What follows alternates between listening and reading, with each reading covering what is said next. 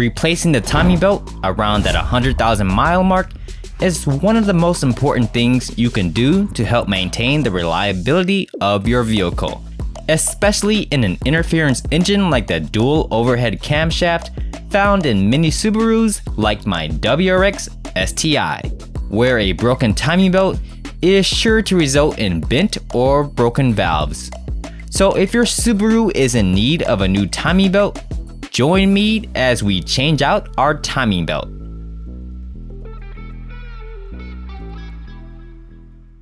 First, you're going to want to jack up your car and remove the under tray, as we'll need to drain and remove the radiator in order to give us enough space to work with and to change out the water pump.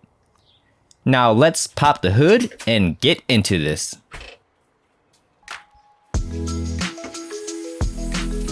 Before we do anything else, be sure to disconnect the negative battery cable for our safety. Then put a drain pan underneath the car and grab a screwdriver to unscrew the petcock located on the right side of the radiator.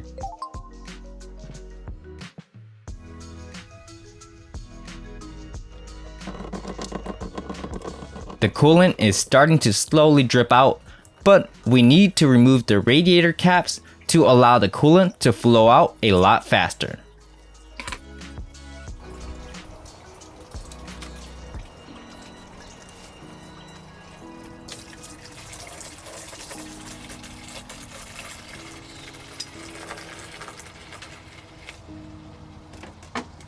While that's draining, we can remove the parts like the air inlet duct by removing 2 push lock fasteners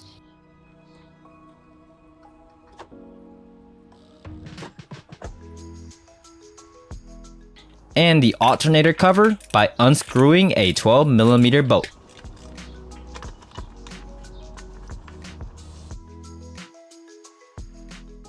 Once your coolant has finished draining, it's a good idea to screw the petcock back in so we don't lose it or forget it when we refill the coolant later. With the coolant drained, the radiator hoses can now be removed. There will be 2 small coolant lines to remove from the top of the radiator. Loosen up the hose clamps with channel lock pliers and pull off the coolant lines.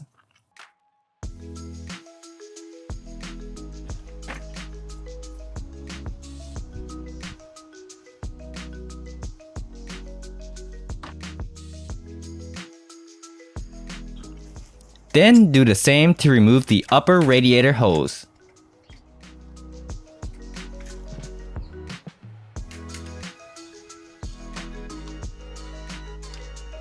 And we'll find a lower radiator hose below that one to remove as well.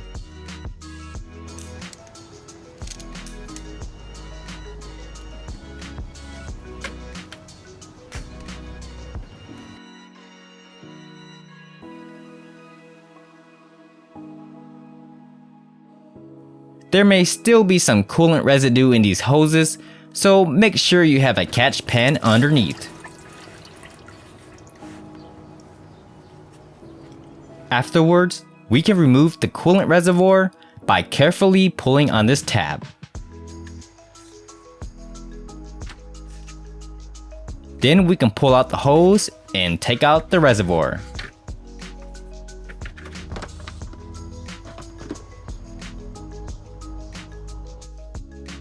Now there will be 2 radiator fan clips to remove.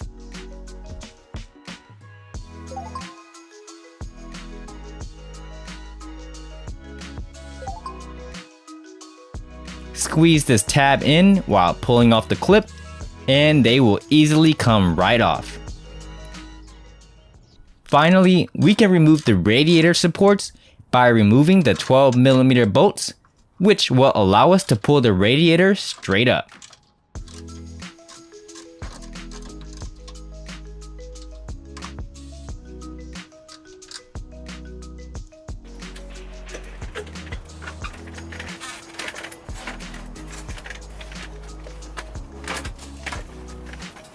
With the radiator out of the way, we can finish taking off the other end of the upper and lower radiator hoses.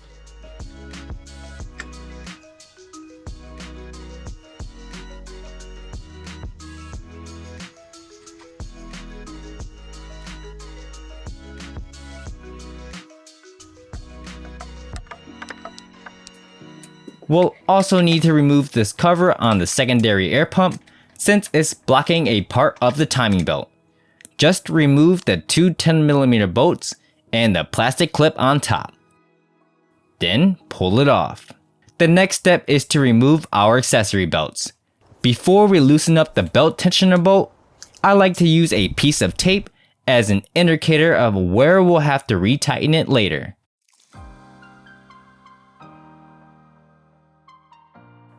Start by loosening the 12mm adjuster bolt a bit, but not all the way. That will allow us to loosen the 12mm belt tensioner bolt on top just enough to where we can remove the serpentine belt. Loosening up the 12mm bolt of the alternator bracket will also help allow the alternator to drop. Be sure not to completely unscrew any of these bolts to avoid creating any unnecessary work for ourselves. Then the alternator belt should be able to slip right off. This stretch belt is only made to be used once, so cutting it off is the quickest solution and the method Subaru themselves recommend. That also means we'll need to have new accessory belts on hand when we reinstall them later.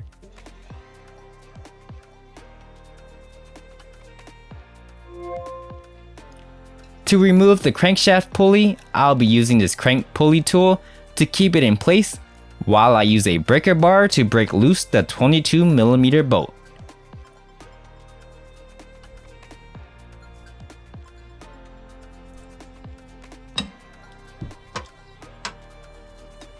Then let's finish loosening up the crankshaft pulley bolt the rest of the way.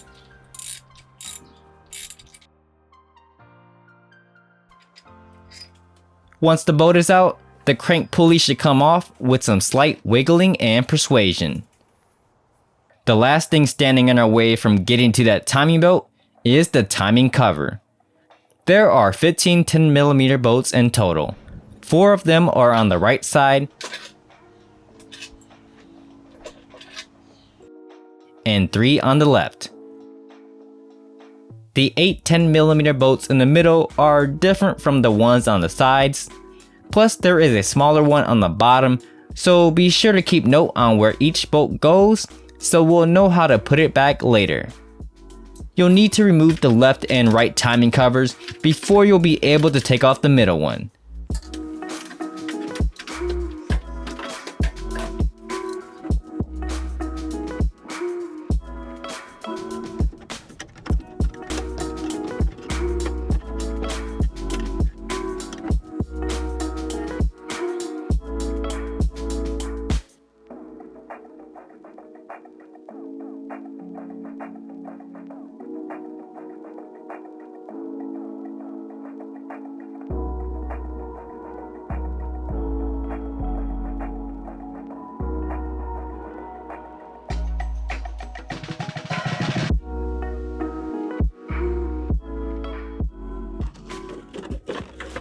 Since the cam gears are identified as left and right based on the point of view of someone sitting in the car, all the left and right directions I'll be referring to will be based on that. So in a USDM car, anything on the left side would be the driver's side and the right side is the passenger side. Now that's out of the way, we can actually start on this timing belt. First, we'll remove the two 10mm bolts holding up this belt guard over the crankshaft.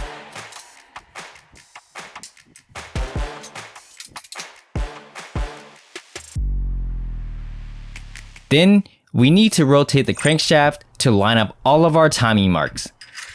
This can be done with the same bolt we removed from the crankshaft pulley, but I'll be using this socket specifically made for turning the crankshaft, as I don't want to risk not being able to unscrew the bolt later on. Whichever method you decide to use, be sure to only rotate the crankshaft clockwise. We want all the pistons to be at the middle of the bore, while the valves on the right side are closed to prevent the valves and pistons from crashing into each other. And in order to get everything lined up properly, we need to continue rotating the crank until all the timing marks are lined up.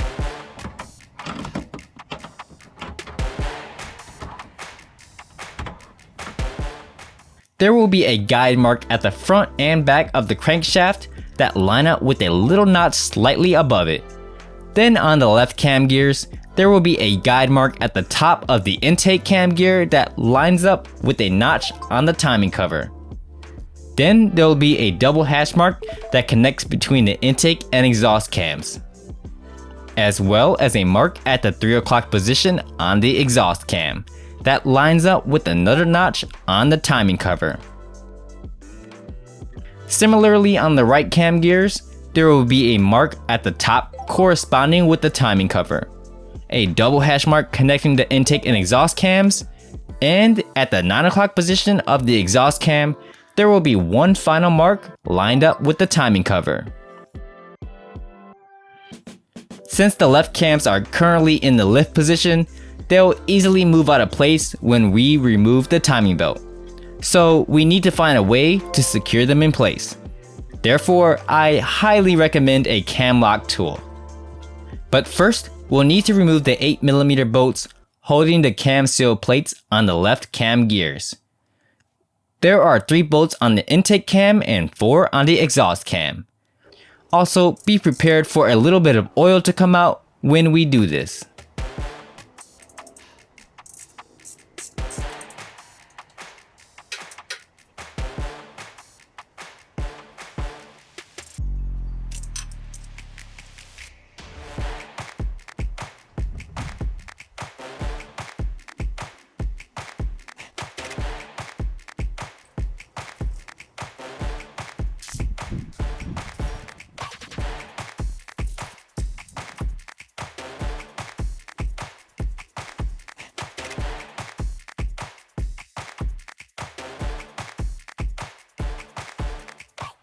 With the plates out of the way and cam gear bolts exposed, we can now attach our cam lock tool.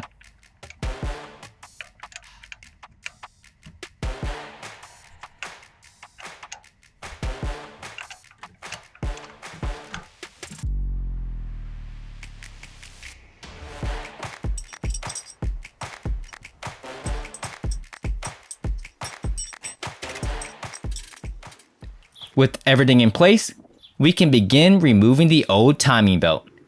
Let's start by removing the old tensioner by unscrewing the 14mm bolt. Keep your hands out of the way of the left cam gears, as they will probably move once the tension is released. Then simply remove the belt.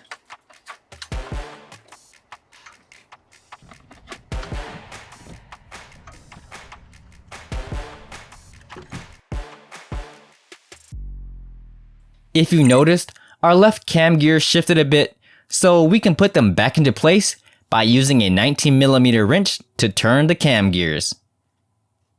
The top intake cam should only be slightly rotated clockwise and exhaust cam counterclockwise to prevent the valves from coming into contact with each other.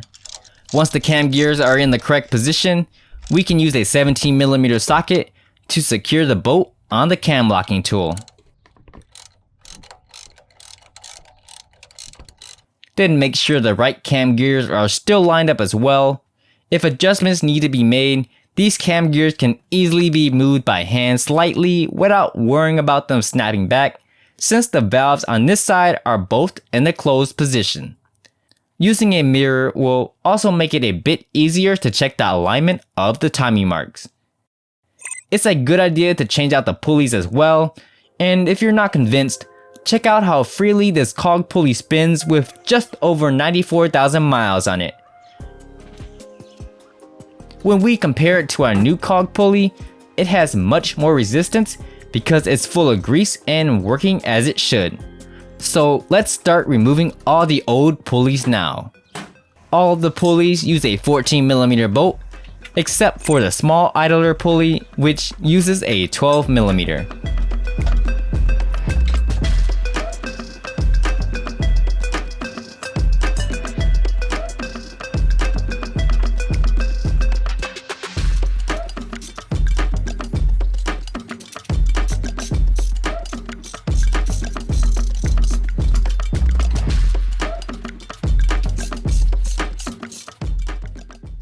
Moving on to replacing the water pump, there will be 6 10mm bolts to remove around the perimeter of the water pump.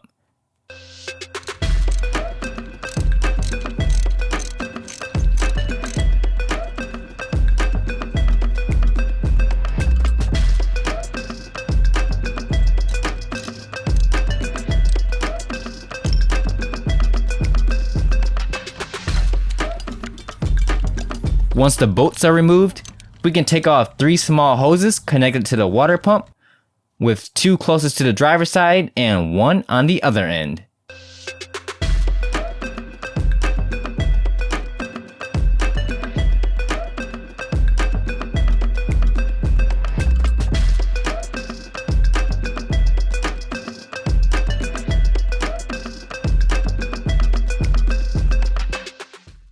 The water pump is now free to come off.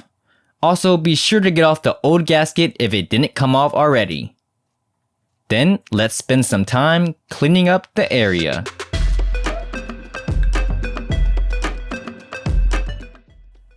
With the old water pump out of the car, we can start preparing our new one. I'm using the Aisin kit, which is a highly recommended timing kit in the Subaru community. The thermostat isn't included in this kit, so you'll need to get your own if you plan on using a new one. I'm using a new OEM Subaru thermostat, which comes with its own rubber gasket. Also, be sure to insert the thermostat with the jiggle valve at the 12 o'clock position.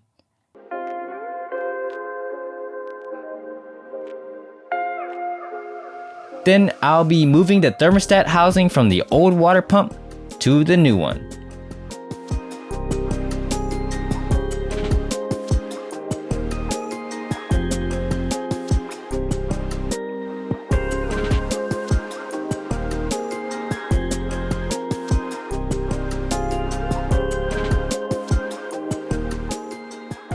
This kit also comes with a new rubber seal for the side of the water pump.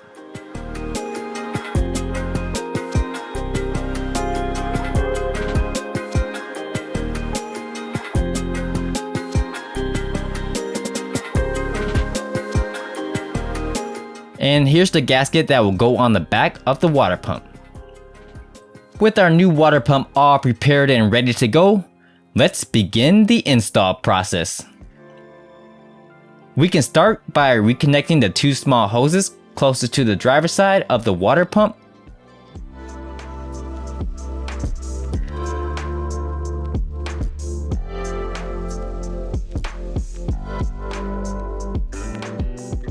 Inserting a couple small screwdrivers to help keep the gasket in place while installing the water pump will make the install a lot easier. With everything lined up, we can bolt this new water pump onto the car.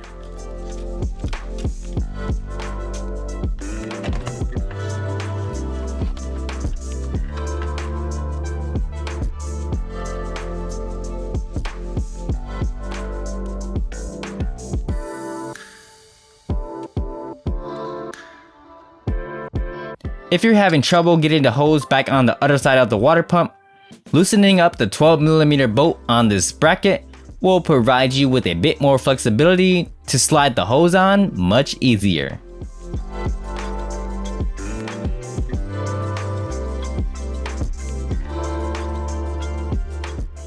The next step is to install our tensioner. The instructions recommend bleeding it first to ensure there is no air in the fluid chamber. And to do that, we can grab a C-clamp to clamp the tensioner over the piston rod. Then pull out the retaining pin, slowly loosen the tension over the course of around 3 minutes. Then very slowly compress the piston rod. Going too fast can damage it, so we definitely want to be very patient with this process. Then just repeat the process a couple more times.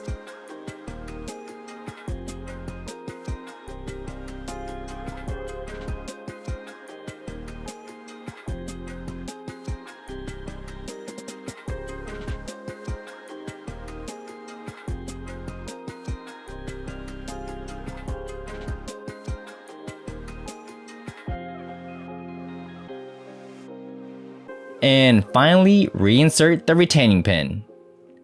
Now we're ready to put the new tensioner on the car.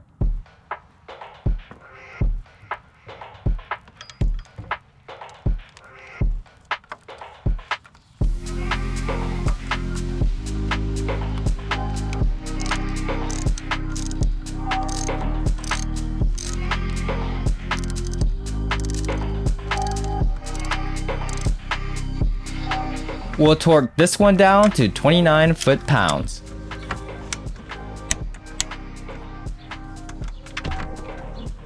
Then grab our upper idler pulley and install it right up here.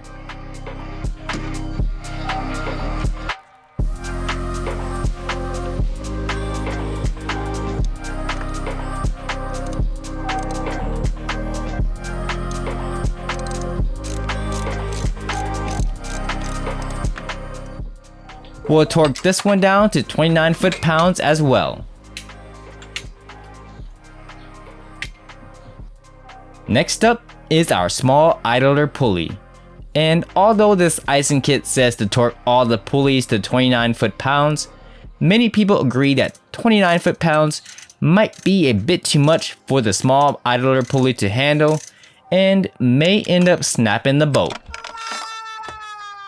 Therefore, I'll torque the small idler pulley to a more conservative 22 foot-pounds. With the idlers we have installed so far, we can begin installing the timing belt. Look for the dotted line on the belt and make sure the text is facing up.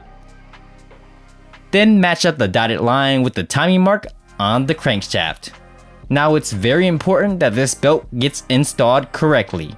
So a good rule of thumb is the smooth side of the belt will wrap around the smooth pulleys and the teeth side will go around the cog pulley and cam gears. Start by wrapping the belt underneath the tensioner and wrap the teeth of the belt around the left cam gears.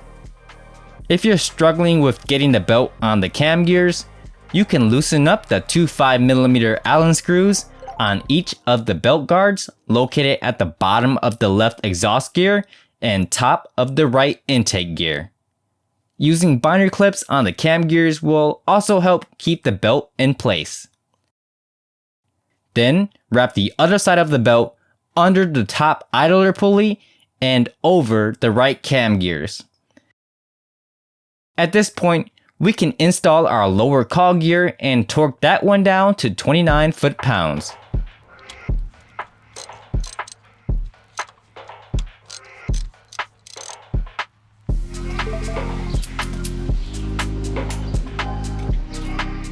Make sure the belt goes in between the water pump and cog gear. Then it's time to install our final lower pulley. This one should be installed underneath the belt. With all the tension on this belt, it's normal for this one to be a bit more difficult to get on, and the cam gears may even shift a bit out of place.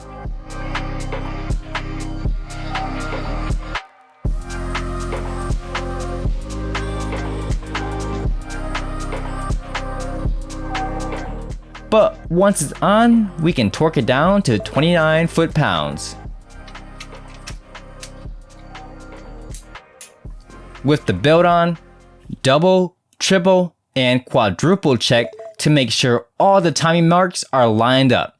Even being off one tooth will cause a check engine light, resulting in having to do most of this process all over again.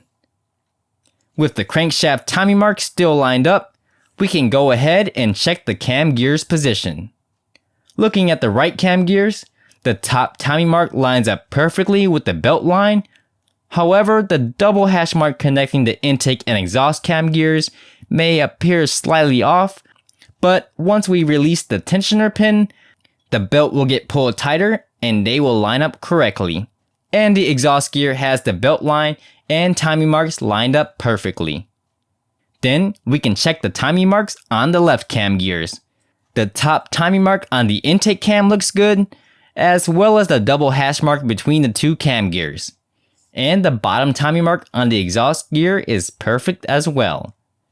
Since everything is lined up the way we want it, we can begin cleaning things up, like removing the locking cam tool and reinstalling the belt guard.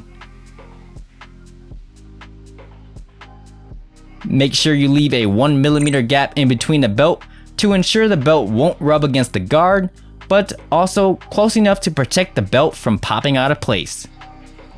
Then do the same for the other belt guards. Finally, reinstall the cam seal plates on the left cam gears.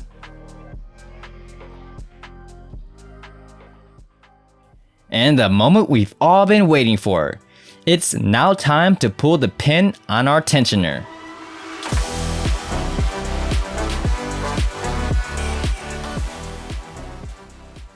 With the pin pulled, we can rotate the crankshaft several times to make sure everything is moving and lining up as it should.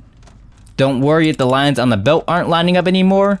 Those are only used for the first time installation.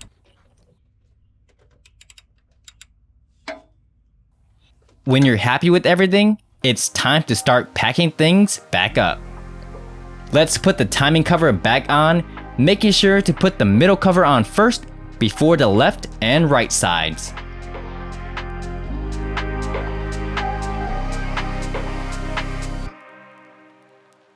Then we can work on bolting the crank pulley back on.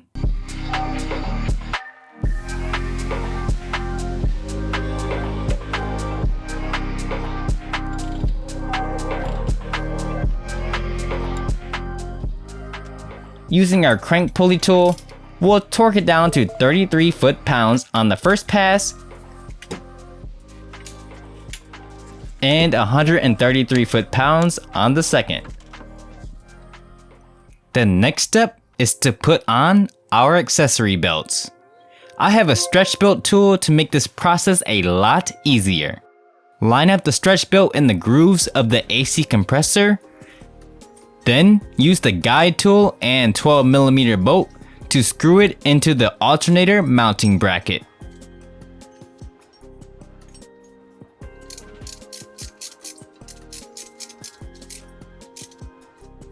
Then use this belt ramp tool on the crank pulley with the retainer to hold the stretch belt in the grooves of the crank pulley.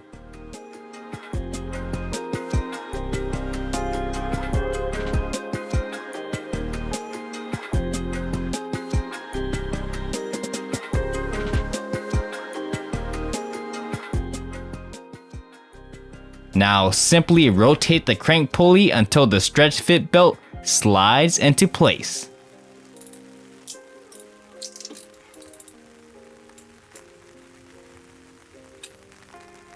The last accessory belt to install is the alternator belt.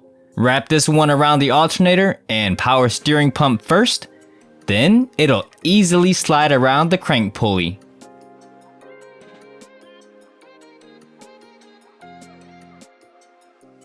Now torque down the alternator bracket.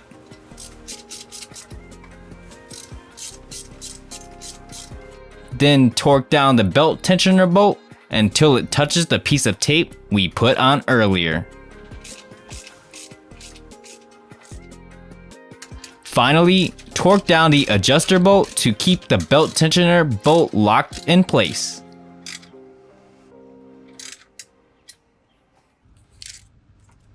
The radiator is now ready to be reinstalled.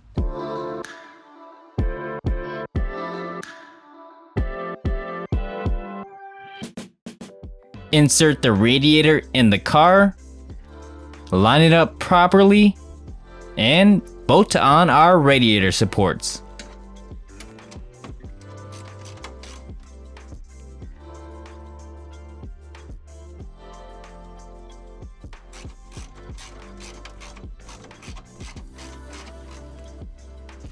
Then reconnect all of the hoses to the radiator.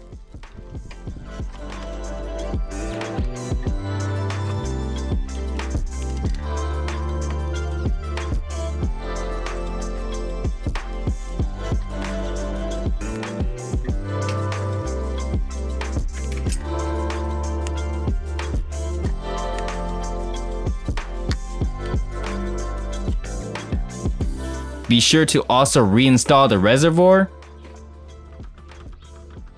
and reconnect our radiator fan clips. We also need to reinstall the accessories we took off like the air inlet duct, alternator cover, and our negative battery cable. Now we need to fill the radiator back up with coolant. I'll be using this no spill funnel kit to make this process a lot easier.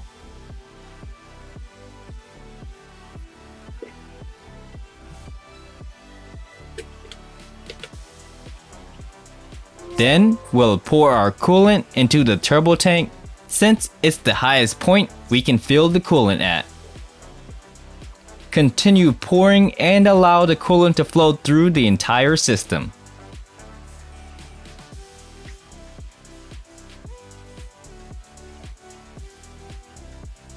Keep an eye on the funnel and make sure there is always enough coolant in the funnel so we're not introducing any air.